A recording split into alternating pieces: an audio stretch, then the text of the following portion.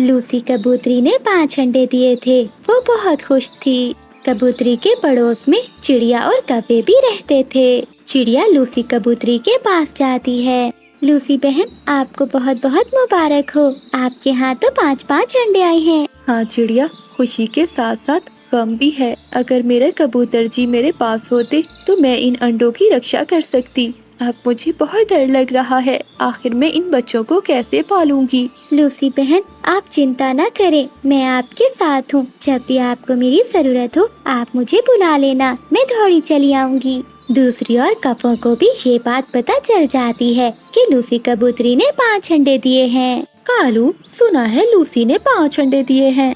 कालू जी, कितना अच्छा होता अगर वो चील उस कबूतर के साथ साथ इस लूसी को भी खा लेती। गौरी, तुम ऐसा क्यों बोल रही हो? भला लूसी के बच्चे हमारा क्या नुकसान करेंगे? कालू जी, वो मोटी लूसी क्या थी, अब उसके 5-5 अंडे भी आ गए। जब लूसी के बच्चे निकल आए हम तो भूखे मरेंगे। जंगल का सारा भोजन तो यही खा जाएंगे, हम क्या खाएंगे भला? हाँ गौरी, बात तो तुम्हारी ठीक है, कुछ न कुछ तो करना ही पड़ेगा। मैं अभी जाकर करता हूँ बात। कालू कौवा लूसी कबूतरी के घर जाता है। कालू भैया, ये देखें मेरे प्यारे प्यारे 5 अंडे। लूसी, मैं तुम्हें पहले समझा रहा हूँ, ये जंगल के सारे फलों के पेड़ हमारे हैं। यहाँ से तुम अपने बच्चों को कुछ भी नहीं दोगी। कालू भैया, ये पेड़ पौधे सबके साझे हैं, फिर आप ऐसा क्यों कह रहे हैं? हाँ लूसी, आज तक ये सबका साझा था, लेकिन अब से ये सब हमारा है, क्योंकि किसी भी पक्षी के 5-5 अंडे नहीं हुए। इसीलिए खबरदार, बच्चों के होते ही तुमने यहाँ से भोजन लिया तो अगर मैंने तुझे देख लिया तो मैं बहुत मारूंगा तुझे और तेरे बच्चों को भी। ऐसे धमकाकर कालू कौवा घर चला जाता है। ऐसे ही कुछ दिन बीत जाते हैं। लूसी कबूतरी के अंडों से बच्चे भी निकल आते हैं। अगले दिन लूसी कबूतरी अपने बच्चों से बोलती है, मेरे प्यारे बच्चों, आज मैं तुम सबका भोजन लेने दूसरे जंगल जा रही हूँ। हो सकता है मुझे आने में देर हो जाए। तुम सब रोना मत और घोंसले से बाहर नहीं जाना। अगर मैं चिड़िया बहन से मदद मांगूंगी तो आखिर कब तक? मुझे अपने बच्चों के लिए खुद ही कुछ करना होगा। लूसी कबूतरी ऐसा सोचती है और वो अगले दिन से ही भोजन लेने चली जाती है। कालू जी, कबूतरी के बच्चे घर में अकेले बैठे हैं। लगता है कबूतरी भोजन लेने दूसरे जंगल गई हुई है। जाती कैसे नहीं, मेरे डंडे से डर जो लगता है सबको। हाँ हाँ, बस बस, कोई बड़ा काम नहीं कर दिया तुमने। मजा तो तब आता जब वो कबूतरी अपने बच्चों को साथ लेकर दूसरे जंगल ही चली जाती। बच्चों को इंतजार करते करते सुबह से शाम हो जाती है। बच्चे भूखे थे, उन्हें तो उड़ना भी नहीं आता था। भैया, बाहर पेड़ पर कितने फल लगे हुए हैं, हम यहीं से खा लेते। मम्मा को इतनी दूर जाने की भला क्या जरूरत थी? गुड़िया, मम्मा ने कहा है कि अगर वो यहाँ से भोजन लेंगी तो वो कौवे हमें मारेंगे। ऐसे बच्चे बहुत उदास थे, पर मम्मा कबूतरी क्या करती? उसे कौवों से बहुत डर लगता था। वो भोजन लेकर वापस आ रही थी कि रास्ते में एक शिकारी चील उसे देख लेती है। अरे वाह वाह, कबूतरी, आज तो मुझे कबूतरी का मांस खाने को मिलेगा। ऐसा कहते हुए वो जालिम चील कबूतरी पर हमला करती है और उसे मारकर खा जाती है। बच्चे घर पर अकेले थे और रो रहे थे। रानो चिड़िया बच्चों की आवाज सुनकर वहाँ आती है। अरे बच्चों, क्या हुआ? आप इतना शोर क्यों मचा रहे हो? और आपकी मम्मा कहाँ हैं? आंटी, हमारी मम्मा हमारे लिए सुबह से भोजन लेने गई हुई है, मगर अभी तक लौट कर नहीं आई। अरे बच्चों, ऐसा कैसे हो सकता है? मुझे तो लूसी ने कुछ नहीं बताया। वो अकेले भोजन क्यों लेने चली गई? अब तो रात हो गई है, जरूर वो किसी मुसीबत में होगी। थोड़ी देर बाद मिठू तोता भी वहाँ आ जाता है। चिड़िया बहन, मैं दूसरे जंगल से लौट रहा था, तभी मैंने देखा कि जालिम चील ने लूसी कबूतरी को मारकर खा लिया है। मिठू भैया, ये आप क्या कह रहे हो? इन छोटे छोटे बच्चों का क्या होगा? ये कैसे अपनी माँ के बिना रहेंगे? फिर रानो चिड़िया कबूतरी के बच्चों को लेकर अपने घर में चली जाती है। कालू जी, जरा उठो और जाकर देखो, चिड़िया के घर से बच्चों की आवाजें आ रही हैं। कहीं चिड़िया ने भी तो बच्चे नहीं दे दिए? हाँ गौरी, आवाज तो चिड़िया के घर से ही आ रही है, मैं जाकर देखता हूँ। फिर कालू कौवा चिड़िया के घर जाता है। अरे ये क्या चिड़िया, ये कबूतरी के बच्चे तुम्हारे घर में क्या कर रहे हैं? कालू भैया, लूसी को चील ने खा लिया है। ये बच्चे बेचारे अनाथ हो गए हैं, इसलिए आज से मैं ही इनकी माँ बनकर इन्हें पालूंगी।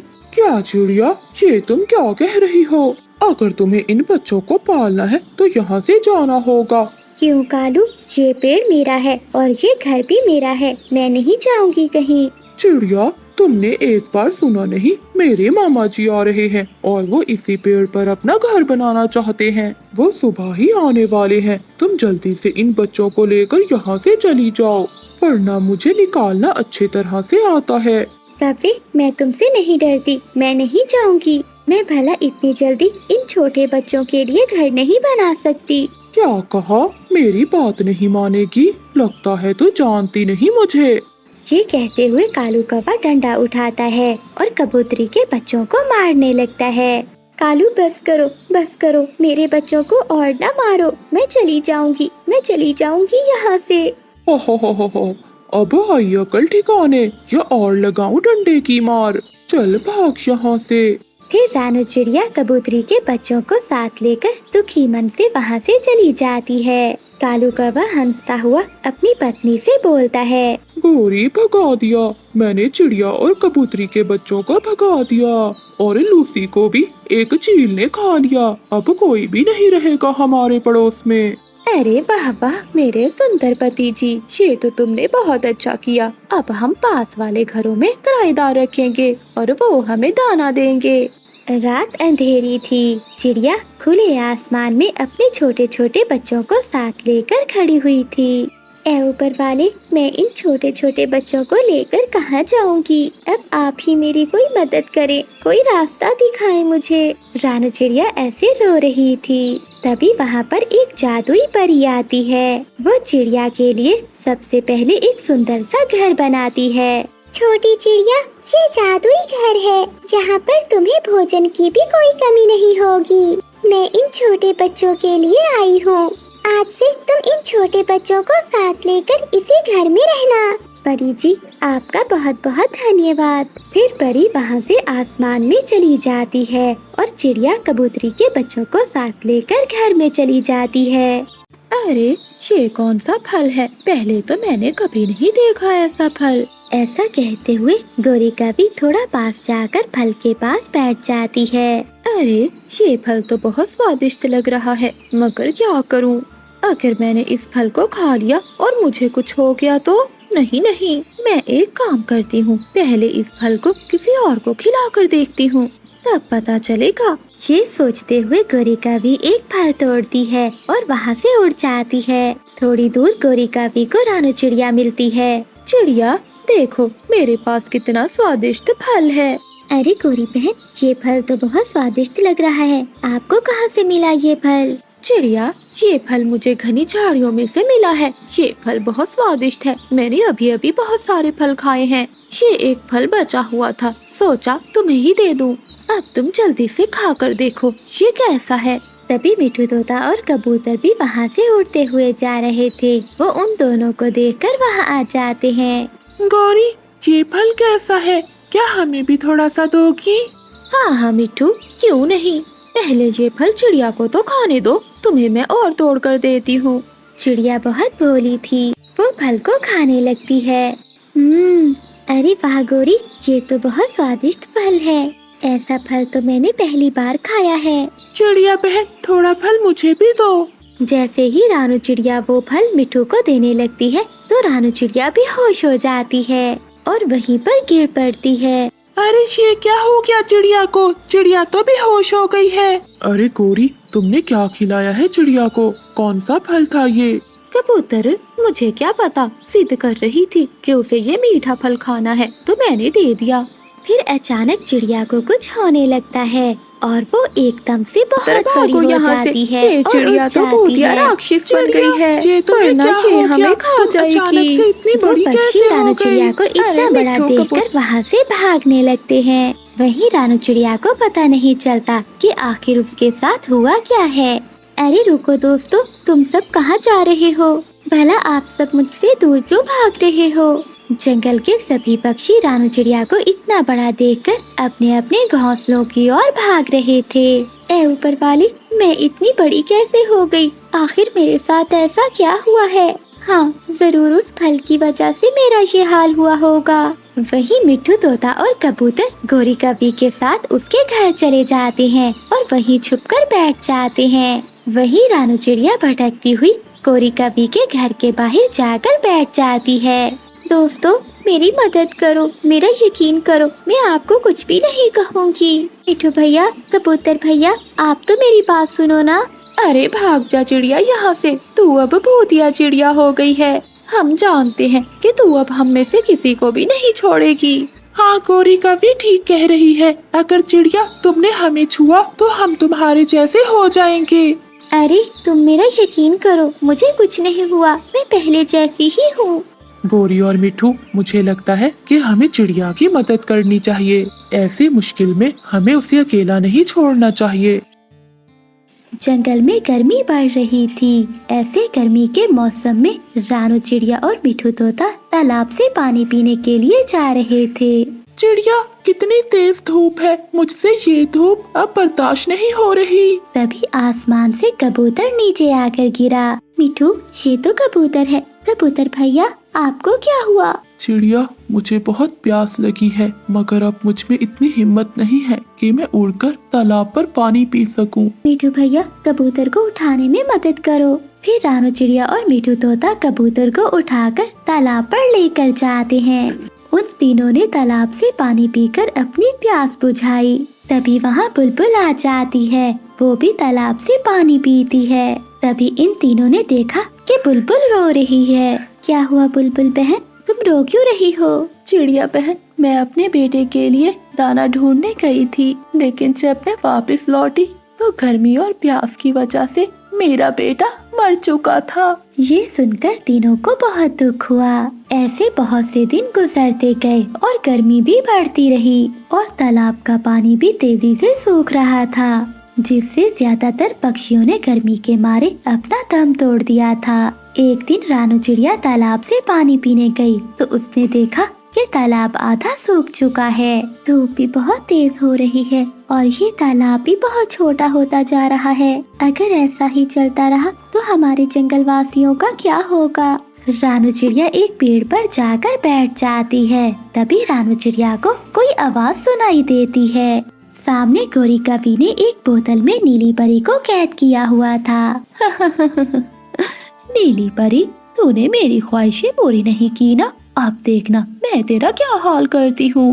दुष्ट कवि, मैंने तेरी हर ख्वाहिश पूरी की है, लेकिन अब तू ऐसी ख्वाहिश कर रही है जिसमें दूसरे पक्षियों का बुरा है, इसलिए मैं ऐसी ख्वाहिश को कैसे पूरा कर सकती हूँ? नहीं कर सकती तो मरने के लिए तैयार हो जा। फिर गोरी कवि ने शीशे की बोतल को जमीन में दबा दिया और उस पर मिट्टी डालकर गोरी कवि वहाँ से चली गई।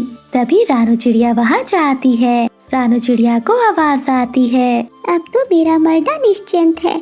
इस जगह मुझे कौन बचाने आ सकता है? यहाँ तो मुझे कोई भी सुनने वाला नहीं है। नीली परी, आप चिंता नहीं करें, मैं आपको बाहर निकालती हूँ। ऐसा कहते हुए रानू चिड़िया मिट्टी को हटाती है और नीली परी को आजाद कर देती है। नीली परी बोतल से बाहर आते ही उड़ नहीं पा रही थी। नीली परी जी, आप उड़ क्यों नहीं पा रही? चिड़िया, हर परी को जिंदा रहने के लिए हर 7 दिन में 3 चंबेली के फूल खाने पड़ते हैं और इस दुष्ट कवि ने मुझे पिछले 6 दिनों से इस बोतल में कैद कर रखा है, इसलिए मैं कमजोर हो चुकी हूँ। ना ही मैं उड़ सकती हूँ और ना ही मेरा जादू काम कर रहा है। चिड़िया, अब तो मैं मरने वाली हूँ।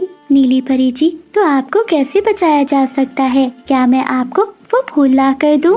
हाँ चिड़िया, अगर शाम होने से पहले तुम वो फूल ले आओगी तो मैं बच जाऊंगी। मुझे पता है कि चंबेली के फूल कहाँ उगते हैं, मैं उन्हें लेकर आती हूँ। मुझे तो बहुत प्यास लग रही है, मैं आगे बढ़ने से पहले पानी पी लेती हूँ, फिर ही मुझ में थोड़ी हिम्मत आ जाएगी। रानू चिड़िया तालाब पर पहुँची, मगर वहाँ पानी और भी ज्यादा सूख गया था। जंगल के कई पक्षी तालाब के पास बैठे हुए थे, उन सब की हालत भी बहुत खराब थी। अरे कबूतर भैया, ये आप सबको क्या हो गया? चिड़िया, हम सबको बहुत प्यास लग रही है, मगर जितनी तेजी से ये तालाब का पानी सूख रहा है, हमने सोचा कि हम अपनी आखिरी सांस पर ही पानी पिएंगे, क्योंकि अगर हम पानी पी गए तो सभी जंगल के पक्षी प्यास से मर जाएंगे। मुझे भी यही लगता है कि हम सब मरने वाले हैं, लेकिन मैं मरते मरते किसी की जान जरूर बचाऊंगी। ये कहते हुए रानू चिड़िया बिना पानी पिए ही वहाँ से चली जाती है, क्योंकि वो चाहती थी कि उसकी वजह से तालाब का पानी खत्म न हो। धूप बहुत तेज थी, रानू चिड़िया बहुत प्यासी थी, उसे उड़ने में भी बहुत मुश्किल हो रही थी। इस तरफ नीली परी भी मरने को तैयार थी, दूसरी ओर जंगल के सभी पक्षी। रानू चिड़िया 1 घंटे के बाद फूलों के बाग में पहुंची। उसे वहाँ चंबेली का पौधा मिल गया। शुक्र है ऊपर वाले का कि चंबेली का पौधा मिल गया। उसने कुछ चंबेली के फूल तोड़े और वहाँ से भागी। रानू चिड़िया बहुत थक चुकी थी, मगर परी की जान बचाने के लिए उसने हिम्मत नहीं हारी। ये लो नीली परी, मैं चंबेली के फूल ले आई हूँ। फिर परी वो फूल खा लेती है। फूल खाते ही परी फिर से उड़ने लगी और उसकी जान में जान आई। मैं ठीक हो गई, मैं ठीक हो गई। चिड़िया, ये सब तुम्हारी वजह से ही हुआ है। मुझे खुशी हुई परी जी कि मैं आपको बचा पाई। ये कहते हुए रानू चिड़िया भी अब जमीन पर गिर जाती है। चिड़िया, ये तुम्हें क्या हुआ? नीली परी जी, मैं सुबह से प्यासी हूँ और तालाब सूख रहा है और सभी पक्षी तालाब के पास जमा हैं। वो सब जिंदा रह सके इसलिए मैंने पानी नहीं पिया। चिड़िया, तुम बहुत अच्छी हो, मगर अब मैं सब कुछ ठीक कर दूंगी। ऐसा कहते हुए परी ने अपनी छड़ी घुमाई और वो दोनों तालाब पर पहुंच गए, जहां सभी पक्षी बहुत बुरी हालत में पड़े थे। तालाब का पानी भी सूख चुका था। चिड़िया, तुम भी आ गई। लगता है हम सब एक साथ इस दुनिया से जाएंगे। ऐसा कुछ नहीं होगा प्यारे दोस्तों। ऐसा कहते हुए नीली परी ने अपनी छड़ी घुमाई और तालाब पूरा पानी से भर गया, जिसे देखकर सभी पक्षियों ने उठकर पानी पिया। पानी पीने से सभी पक्षियों की जान में जान आई और उन सब के चेहरे खिल उठे। नीली परी, तुम्हारी वजह से आज हम सब की जान बच पाई है। हमें समझ नहीं आ रहा कि हम तुम्हारा कैसे धन्यवाद करें। नहीं, मेरी जान रानू चिड़िया ने बचाई है, तभी तो मैं आप सबकी जान बचा सकी। चिड़िया, तुम्हारा बहुत बहुत धन्यवाद। हम बहुत भाग्यशाली है कि तुम जैसी एक अच्छी चिड़िया हमारी दोस्त है। सही कहा। और मैं आप सबको ये बताना चाहती हूँ कि ये तालाब अब कभी भी नहीं सूखेगा। तुम सब पक्षी जितना भी पानी पियोगे, सुबह होते ही ये तालाब फिर से भरा होगा। अरे वाह, अब तो मजा आ जाएगा। रानू चिड़िया बहुत करीब थी। उसके छोटे छोटे 2 बच्चे थे। चिड़िया के बच्चे अभी अंडों से निकले भी ना थे कि पहले चिड़िया का पति मर गया था। गरीबी के कारण उन्हें एक वक्त तक का भोजन न मिलता था। गुड़िया बेटी, अगर हमें कुछ खाने को ना मिला तो हम सब भूख से मर जाएंगे। तुम्हारा भाई कुकू भी अभी बहुत छोटा है। मम्मा, कालू अंकल और गोरी आंटी हमारे पड़ोस में रहते हैं। आप उनके पास जाएं, वो हमारी मदद जरूर करेंगे। नहीं गुड़िया बेटी, मुझे नहीं लगता कि वो कभी हमारी मदद करेंगे, मगर मैं एक बार फिर भी जाकर देखती हूँ। ये कहते हुए रानू चिड़िया पड़ोस में कौवों के पास जाती है। रानू चिड़िया दरवाजा बजाने ही वाली थी कि उसे अंदर से आवाज आती है। सुनो कालू जी, पड़ोस में रहती है ना चिड़िया, वो बहुत गरीब है, किसी समय भी हमसे भीख मांगने आ सकती है, मगर तुम पहले से ही तैयार रहना, उन भिखारियों को कोई भीख ना दे देना। गौरी, तू चिंता ना कर, मैं उन गरीबों को कुछ भी नहीं देने वाला। रानू चिड़िया दरवाजे पर ये सब बातें सुन रही थी। वो बहुत उदास हो जाती है। मुझे तो पहले ही पता था कि ये कभी कहाँ किसी की मदद करने वाले हैं। मैं भी गुड़िया की बातों में आकर यहाँ चली आई। फिर रानू चिड़िया दरवाजे से ही अपने घर में लौट जाती है। मम्मा, क्या हुआ? कालू अंकल मिले घर पर? हाँ गुड़िया बेटी, वो कौवे घर पर ही थे, मगर उनकी सच्चाई भी मालूम हो गई है। वो कौवे हमसे बहुत नफरत करते हैं। गुड़िया, आज के बाद तुम वहाँ नहीं जाओगी। मम्मा, मुझे माफ कर दे, मैंने ही जिद की वहाँ जाने की। आज के बाद आप कभी नहीं जाएंगी और मैं भी नहीं जाऊंगी, चाहे हम भूखे ही क्यों न मर जाएं। रात हो जाती है। मम्मा चिड़िया रो रही थी। वो अपने बच्चों को पानी पिलाकर ही सुला देती है। अगली सुबह रानू चिड़िया अपने बच्चों को घर पर छोड़कर जंगल में निकल जाती है। मिठू भैया, जैसा भी काम हो मुझे दिला दो, मैं वो सब कर लूँगी। मेरे बच्चे कई दिनों से भूखे हैं। चिड़िया बहन, कल मेरे साथ चलना, चील मालिक तुम्हें कोई ना कोई काम जरूर देगा। ऐसे रानू चिड़िया के मन को कुछ तसल्ली मिलती है। वो दूसरे दिन मिठू तोते के साथ काम पर चली जाती है। चिड़िया का बेटा कुकू अभी बहुत छोटा था, इसलिए वो अपने साथ कुकू को भी ले जाती है। अरे, इस छोटे बच्चे को घर पर छोड़कर आना था। ये बच्चा यहाँ रहेगा तो तुम काम कैसे करोगी? मुझे मेरा काम पूरा चाहिए। ठीक है मालिक जी, मैं कल से इसे नहीं लाऊंगी। बस आज मुझे काम पर रख ले। ठीक है, चलो जाओ, अब जाकर सूखी लकड़ियाँ काटना शुरू कर दो। फिर रानू चिड़िया अपने बेटे कुकू को एक जगह बिठा देती है और खुद लकड़ियाँ काटने लगती है। सुबह से दोपहर हो जाती है। चील आराम से बैठा नारियल पानी पी रहा था। कुकू को उसे देखकर नारियल पानी पीने की इच्छा होती है। मम्मा मम्मा, मुझे वो पीना है जो चील अंकल बड़े मटके में पी रहे हैं। नहीं कुकू बेटे, वो पानी बुरा है, उसे बच्चे नहीं पीते बल्कि बड़े पक्षी ही पी सकते हैं। चलो चलो पक्षियों, लंच टाइम खत्म हो गया है, जल्दी से अपने कामों में लग जाओ। रानू चिड़िया फिर से अपने काम पर लग जाती है। चील वो नारियल पानी पीकर वहाँ पर फेंक देती है। तभी कुकू वो नारियल को उठाकर एक एक घूंट बहुत चाव से पीता है। ये पानी तो बहुत अच्छा था, मैं इसे फेंकूंगा नहीं। मैं इसे अपने घर लेकर जाऊंगा और अपने आंगन में लगाऊंगा। ऐसे कुकू नारियल को अपने घर ले जाता है। कुकू बेटा, इसे फेंक दो, इसे बोने से नारियल का पेड़ नहीं उगेगा। नहीं मम्मा, मैं इसे बोऊंगा और आप देखना हमारा पेड़ बहुत बड़ा होगा। फिर छोटा कुकू उस नारियल को अपने घर के बाहर मिट्टी में गाड़ देता है। फिर वो सब सो जाते हैं। अगली सुबह कुकू जल्दी जल्दी उठता है। वो बाहर जाकर अपने पेड़ को देखता है तो वो खुशी खुशी अपनी मम्मा से बोलता है, मम्मा जल्दी आंखें खोलो और उठो, देखो बाहर मेरे नारियल का पेड़ लग चुका है। मम्मा, वो तो बहुत बड़ा हो गया है और ढेर सारे नारियल भी लग गए हैं। बेटे, ऐसा नहीं होता, एक ही रात में नारियल का पेड़ इतना बड़ा नहीं हो सकता और तुम्हारे नारियल का पौधा तो उग ही नहीं सकता, फिर बड़ा कहाँ से होगा? मम्मा मम्मा, छोटा भैया सच कह रहा है, बाहर नारियल का पेड़ बड़ा हो गया है।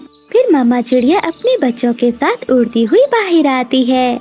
उसे भी अपनी आंखों पर यकीन नहीं होता, वो चौंक जाती है। भला ये कैसे हो सकता है? नारियल का पेड़ यहाँ कैसे उगा होगा? क्या ये कोई सपना तो नहीं है? नहीं, ये कोई सपना नहीं है। जिस प्रेम से तुम्हारे बच्चे ने मुझे यहाँ लगाया तो मुझे तो उगना ही पड़ा। चिड़िया, मैं एक जादुई नारियल का पेड़ हूँ। तुम जितने चाहो उतने नारियल तोड़ सकती हो, मैं कुछ भी नहीं कहूँगा। फिर रानू चिड़िया नारियल तोड़ने के लिए पेड़ पर चढ़ती है। चिड़िया जैसे ही एक नारियल तोड़ती है तो वहाँ दूसरा नारियल उग जाता है। फिर मामा चिड़िया ढेर सारे नारियल तोड़ लेती है।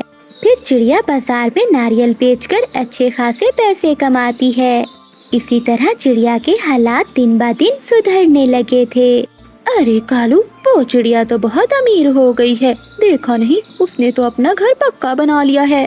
गौरी, वो नारियल पानी बेचने का काम करती है, सुना है उसके घर पर एक जादुई नारियल का पेड़ है।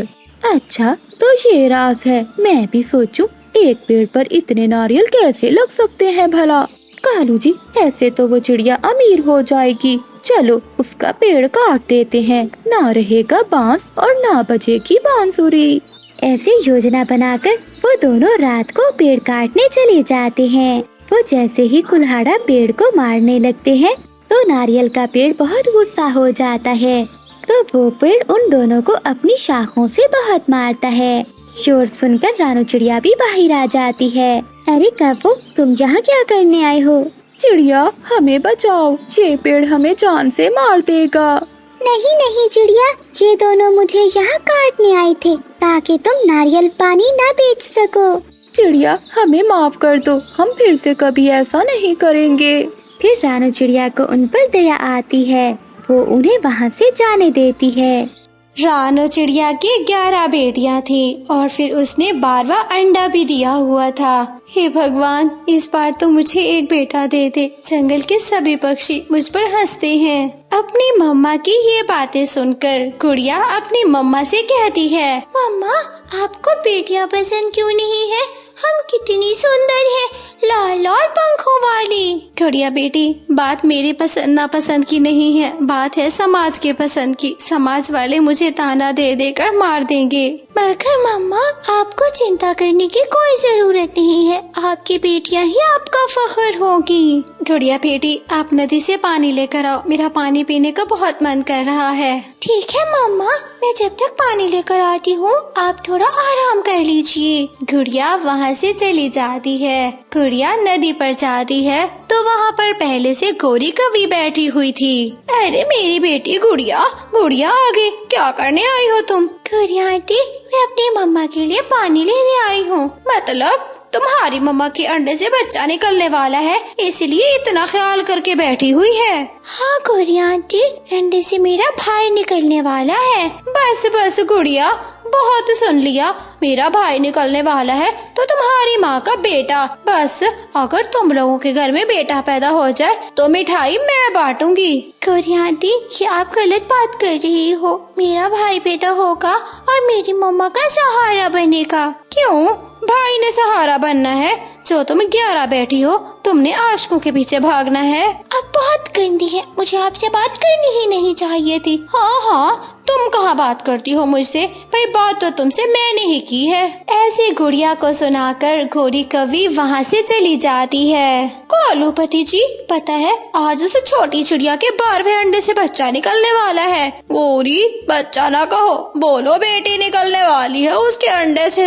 हाँ हाँ, मैं भी यही सोच रही थी। अरे पहले 11 अंडों में से 11 बेटियां, 12वें ने कौन सा आसमान से मुंह धोया है? यहाँ से भी बेटी ही निकलेगी। ओरी, तू भी अंडे दे दे, मुझे तू 12 बेटे दे दे, फिर मैं उस चिड़िया का मुकाबला अच्छे से करूँगा। मेरा सुंदर पति, मेरे शरीर में इतना दम नहीं कि तुम्हारे लिए 12 अंडे निकालूं मैं। अगर इतना दम नहीं तो फिर चिड़िया पे भी बातें करने की कोई जरूरत नहीं है। गोरी को घर में सुकून नहीं आ रहा था। वो सीधा चिड़िया के घर जाती है। कहाँ हो छोटी चिड़िया, बताओ तुम्हारे अंडे से बेटी कब निकलेगी? गोरी, हर समय हर बच्चे के निकलने के टाइम तुम आ जाती हो, इसीलिए मेरी बेटी निकलती है। चलो जाओ तुम यहाँ से, इस अंडे से मेरा बेटा निकलेगा। बेटा, वो भी तेरा? छोटी चिड़िया, मार मार के गंजा कर दूंगी। तू मेरी बात लिख ले, तेरे अंडे से सिर्फ और सिर्फ बेटी ही निकलेगी। गोरी, गलत बात है। तुम हमेशा मेरे लिए बेटी मांगती हो और अपने लिए बेटा। बेटा मांगते मांगते ऊपर वाले ने तुम्हें संतान ही नहीं दी। क्या तू मेरे बारे क्या बोल रही है?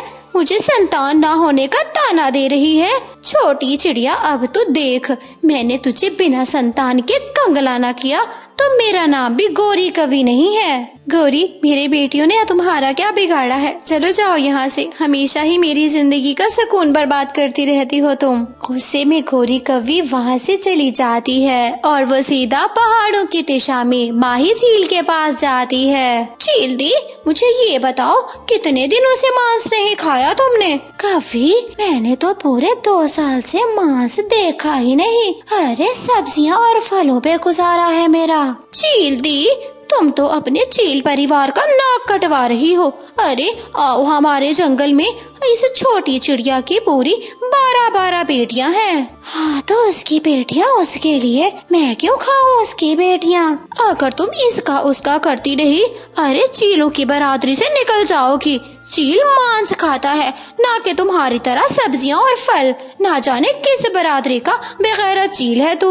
गलत बात कर रही हो तुम। बताओ कौन सी चिड़िया है, उसका घर सफाया कर दूंगी। बोलो बोलो, बात अब मेरी चील बरादरी पर आई है। गौरी कवि चील को खूब भड़काती है और फिर उसको चिड़िया के घर का एड्रेस दे देती है। गौरी, अब तो चिंता ना कर, मैं उसका घर खाली कर दूंगी। गुड़िया बेटी, वो गौरी बहुत गंदी है, इंतकाम की आग भड़क रही है उसके मन में। चलो हम यहाँ से चलते हैं, आपके नानों वाले जंगल में घर बनाएंगे अपना। गुड़िया की सिर्फ एक बड़ी बेटी उड़ना जानती थी। उसने अपनी 3 बहनों को पीठ पर बिठाया और फिर रानो ने अपना अंडा और अपनी बाकी की बेटियां उठाईं। वो सभी अपने नानों वाले जंगल के लिए चले जाते हैं। कोलू कोलू पति जी, तुम्हें पता भी है उस छोटी चिड़िया की बेटियों का बंदोबस्त कर लिया है मैंने। गोरी, उसकी बेटियां हैं तो वो ही बंदोबस्त करेगी, उसने तुम्हारे जिम्मे तो नहीं लगाया। ना ना मेरा सुंदर पति, जिम्मे हर काम लगाया थोड़ी ना जाता है। उसने मुझे बाज होने का ताना दिया है। गौरी और कालू ऐसे बातें कर ही रहे थे कि फिर उसी समय गौरी की बहन आ जाती है। मेरी सुंदर बहन, तूने तो बताया ही नहीं कि तू आ रही है। हाँ गौरी बहन, कैसे बताती, तुम्हारे जीजा जी ने घर से निकाल दिया है मुझे। क्यों, ऐसा क्या कर दिया तुमने कि उस गंदी नाक वाले ने तुझे घर से निकाल दिया? बस मेरी बहन गौरी, मेरे अंडे में से 12वां बेटा निकला है। वो कहता है कि 12 बच्चों की जिम्मेदारी वो नहीं संभालेगा, इसलिए घर से निकाल दिया। मेरी प्यारी बहन, वैसे जगह तो मेरे घर में भी नहीं है, छोटा सा घर है। सामने वाले घर में एक चिड़िया रहती है, उसकी 12 बेटियां हैं और तुम्हारे भी 12 बेटे हैं। जाओ जाओ उसके घर जाओ, बड़ी दयालु है, घर में भी रखेगी, दाना भोजन भी देगी। गौरी अपनी बहन को वहीं पर भेज देती है। गौरी की बहन जाकर देखती है, घर में तो कोई नहीं था। अरे बाजी तो कह रही थी कि 12 बेटियों की माँ रहती है, मगर यहाँ पर तो कोई नहीं। गौरी की बहन अपने बच्चों को सुलाकर खुद भी सो जाती है। जब से कौवे ने मुझे जेल बरादरी से निकालने की धमकी दी, तब से नींद नहीं आ रही। मैं तो अब जाऊंगी, उसकी 12 के 12 बेटियां खा कर ही आऊंगी। माही चील को रात में भी सुकून नहीं आ रहा था। वो माही चील जल्दी से उड़ती है और वो सीधा चिड़िया के घर आती है। ये घर चिड़िया का तो नहीं, ये तो कौवी है। चाहे जो भी है, अब तो मैं मांस खाऊंगी तो खाऊंगी। चील मिनटों में उसके 12 बच्चे चट कर जाती है और फिर आखिर में गौरी की बहन को भी खा जाती है। सुबह हो जाती है। सुबह ही सुबह गौरी कौवी अपनी बहन को देखने के लिए जाती है। हाय हाय, ये क्या हो गया? मेरी सुंदर बहन अपने 12 बच्चों के साथ मर गई है। ना जाने किसने मारा होगा मेरी बहन को। अरे रानो चिड़िया कहाँ है? रानो तो नजर ही नहीं आ रही। अगर उस चील ने रानो की बेटियों को खाया होता तो उसके पंख होते, मगर ये तो मेरे भांजों के पंख हैं। हाय, ये मैंने क्या कर दिया? मुझे तो बहुत बुरी सजा मिली। मैंने अपनी बहन और अपने भांजे गवा डाले। जंगल में सभी पक्षी बहुत अच्छे से रह रही थी। उन दिनों दाने की कमी न होने के कारण सब बहुत मजे में थे। इधर गर्मियाँ शुरू हो चुकी थी, जिसकी वजह से सभी पक्षियों के बच्चे बीमार होना शुरू हो गए थे। सभी बच्चों की मम्मा पापा उनको डॉक्टर तोताराम के पास ले जाते हैं, जिससे वो सब ठीक हो जाते हैं। कौवे का बच्चा भी बीमार हो गया था। कौवा अपने बच्चों को लेकर बहुत चिंतित था। कौवे ने अपने बच्चे को ठीक करने के सारे टोटके लगा लिए, लेकिन जग्गू तो ठीक होने का नाम ही नहीं ले रहा था। कालू, तुम हमेशा आलसी ही रहना, तुम्हें हमारे बच्चे की जरा भी परवाह नहीं है।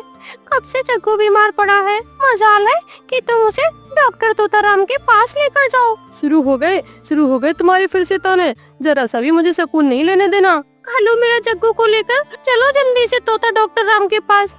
डॉक्टर तोताराम, देखिए मेरे बच्चे को पता नहीं क्या हुआ है। पिछले 2-3 दिन से कुछ खा पी नहीं रहा है। हाँ प्लीज इसको चेक करें, देखिए इसे क्या हुआ है और इसे दवाई दे ताकि ये ठीक हो जाए। मैं अपने बेटे के लिए बहुत ज्यादा परेशान हूँ। अरे हाँ, चेक तो मैं कर ही लूँगा, पर पहले ये बताओ कि तुम दोनों मेरी फीस लेकर आए हो, क्योंकि फीस के बगैर मैं तो इलाज बिल्कुल नहीं करता। अगर तुम फीस नहीं लाए हो तो इसे यहाँ से वापस ले जाओ। डॉक्टर तोताराम, आप फिक्र ना करें, मुझे पता है कि आप बिना फीस के इलाज नहीं करते हैं। देखो 2 अमरूद लेकर आई हूँ। हाँ ठीक है, अब आए ना तुम लाइन पर। अब मैं तुम्हारे बच्चे का चेकअप करता हूँ और दवा भी देता हूँ। कल तक ये ठीक हो जाएगा और भागता भी फिरेगा। ये लो 2 शीशियाँ, एक सुबह पिलानी है और एक रात को पिलानी है। जग्गू की दवाई लेकर कालू कौवा वापस घोंसले में आ जाता है अरे अरे, डॉक्टर तोताराम के भी मजे है, कुछ करता वर्ता तो है नहीं, बस नीली पीली शीशियाँ दे दी। अरे रे, सारे पक्षियों से फीस भी लेता रहता है, फिर सारे पक्षी उसकी इज्जत भी बहुत करते हैं। मेरे ख्याल से तो मुझे डॉक्टर बन जाना चाहिए, फिर मुझे भी भोजन नहीं ढूंढना पड़ेगा और ये सब मेरी बहुत इज्जत करेंगे। वाह वाह कालू, ये प्लान बनाया है, लेकिन असल में समस्या तो ये है कि डॉक्टर बनाएगा कौन। फिर कालू कौवा दिमाग लगाता है और सोचता है कि पहले मुझे किसी से डॉक्टरी सीखनी पड़ेगी, उसके बाद मुझे डॉक्टर बनना होगा। फिर उसे याद आता है कि पास वाले जंगल में डॉक्टर उल्लू रहता है, जो कि उसके बचपन का दोस्त है। हाँ हाँ, मैं उल्लू के पास ही जाता हूँ, आखिर वो मेरे बचपन का दोस्त है। मैं उससे बोलता हूँ कि 1-2 दिन में मुझे डॉक्टरी सिखा दे, बस फिर क्या, फिर मैं जंगल में आऊँगा और सुकून से डॉक्टरी करके जिंदगी गुजारूंगा और भोजन लेने भी नहीं जाना पड़ेगा। ये सोचकर वो कालू कौवा जंगल की तरफ जाता है और वह सीधा उल्लू के पास जाता है। अरे यार, कुछ कहना है तुम्हें? हाँ प्लीज मेरी बात ध्यान से सुनना, तुम मुझे डॉक्टर बना दो, 1-2 दिन में मुझे सारा का सारा सिखा दो। फिर डॉक्टर कैसे होते हैं मैं भी सारा कुछ सीख के अपने जंगल में चला जाऊंगा और सारे पक्षियों का इलाज करूंगा। अरे कालू दोस्त, मेरे दोस्त, डॉक्टर बनना इतना आसान नहीं है, इसमें तो बहुत मेहनत लगती है। अगर डॉक्टर बनना इतना ही आसान होता तो जंगल के सभी पक्षी डॉक्टर ही न बन जाते। पहले तो मुझे ये बताओ कि तुम्हारे शैतानी दिमाग में डॉक्टर बनने का ख्याल आया कहाँ से? बचपन के दोस्तों तुम मेरे। पता है, कोई ना कोई तो खुरापाती मेरे दिमाग में चलती ही रहती है। अरे हाँ हाँ, ये तो मैं जानता हूँ, हमारे बचपन के दोस्तों, इसीलिए तो तुम्हारी हर नस्ल से वाकिफ हूँ। पता है मेरे दोस्त, मेरे जंगल में एक डॉक्टर है तोताराम, कुछ भी नहीं करता, सारे पक्षी उसके पास जाते हैं और उसकी इतनी इज्जत करते हैं और सभी उसको खाना लाकर भी देते हैं। बस वो क्या करता है, नीली पीली शीशी दे के सबको ठीक कर देता है। वो सब खूब मजे में रहते हैं। कालू भाई, मुझे समझ में आ गया, मुझे पता है कि तुम्हारे दिमाग में क्या खुरापाती चल रही है। ये बहुत जोखिम वाला काम है डॉक्टर बनना। अरे यार दोस्त मेरे बचपन के, देखो भाई, मुझे कौन सा हर चीज का डॉक्टर बनना है, बस ये बता दो पेट दर्द में कौन सी दवा देनी होती है और बुखार हो तो कौन सी दवा देनी होती है, बस इतनी सा बता दो, बाकी मैं सब संभाल लूंगा, तुम चिंता ना करो। और मुझे ये सब आता है कि पक्षियों को कैसे समझाना है और कैसे उन पे कंट्रोल करना है। डॉक्टर उल्लू उसको तमाम अहम बीमारियों की दवाइयाँ बता देता है और फिर कालू कौवा वापस अपने जंगल आ जाता है। कौवा पूरे जंगल में बैनर बनवा देता है और लगवा देता है। कौवा शैतान तो था ही, इसलिए उसने अपनी फीस कम रखी हुई थी। उसने अपनी फीस 1 अमरूद ही रखी थी कि सभी पक्षी तोताराम के पास जाने की बजाय उसके पास पहले आए और सारे पक्षी कौवे के पास आने से डरते हैं। और फिर सभी पक्षी आहिस्ता आहिस्ता कौवे के पास इलाज करवाना शुरू कर देते हैं और तभी रानो चिड़िया भी अपने बेटे का इलाज करवाने कालू से ही आती है। कालू उसे दवाई देता है जिससे उसका बेटा ठीक हो जाता है। ये सब देखकर सारे पक्षी डॉक्टर कालू के पास जाने लग जाते हैं। कौवा बहुत खुश होता है कि उसने कितनी आसानी से जंगल के पक्षियों को बेवकूफ बनाया है। अब उसको भी भोजन लाने के लिए कहीं नहीं जाना पड़ता था, सब उसे भोजन ला कर देते और उसकी एकदम पूरे जंगल में इज्जत भी होने लगी थी। वाह भाई वाह, जिंदगी हो तो ऐसी, मुझे भोजन के लिए अब कहीं भी मारना फिरना नहीं पड़ता है। अब देखो भोजन खुद ब खुद चलकर मेरे पास आता है। अब तो मेरी पत्नी गौरी को भी यकीन आ गया है कि मैं कितना जीनियस हूँ। दिन यूं ही गुजरते गए। कौवा जंगल के सभी मासूम पक्षियों को बेवकूफ बनाता रहा। एक दिन चील का बच्चा भी गर्मी के कारण बहुत बीमार पड़ गया था। चील उसे लेकर कालू के पास आती है क्योंकि उन दिनों कालू अपना नाम बना चुका था। अरे कालू देख, मेरे बच्चे को पता नहीं क्या हो गया है, बहुत बीमार पड़ा है, ना ही कुछ खा पी रहा है, चेक तो कर इसे जरा, देख और इसे दवाई दे ताकि ये जल्दी से ठीक हो सके। अरे अरे आप फिक्र ना करो चीली, मैं पूरा चेकअप करता हूँ और फिर देखना ये कल तक कैसे उड़ता फिरेगा। कौवा चील के बच्चे को चेक करता है। ये लो मेडिसिन, एक सुबह खानी है और एक शाम को खानी है और साथ में ये लो जड़ी बूटी, ये भी खानी है। चील के बेटे को कोई खतरनाक बीमारी थी, इसलिए कौवे ने उसे बाकी मरीजों की तरह एक आम दवाई भी दी थी। जैसे ही चील का बच्चा वो दवाई खाता है वो मर जाता है। ये देखकर चील बहुत ज्यादा गुस्से में आ जाती है और वो फौरन कौवे के क्लिनिक पर पहुंच जाती है। मैं आज तुझे नहीं छोड़ूंगी, तेरी वजह से मेरा छोटा सा बच्चा मर गया है। जब तुझे ये काम नहीं आता है तो करता क्यों है? ये कहकर चील जोर से कालू कौवे को डंडा मारती है और वो वहीं मर जाता है। प्यारे दोस्तों, इस कहानी से हमें यही सीख मिलती है कि अगर हमें कोई काम सही ढंग से नहीं करना आता है तो हमें वो नहीं करना चाहिए, वरना हम अपने साथ साथ दूसरों का भी नुकसान करते हैं।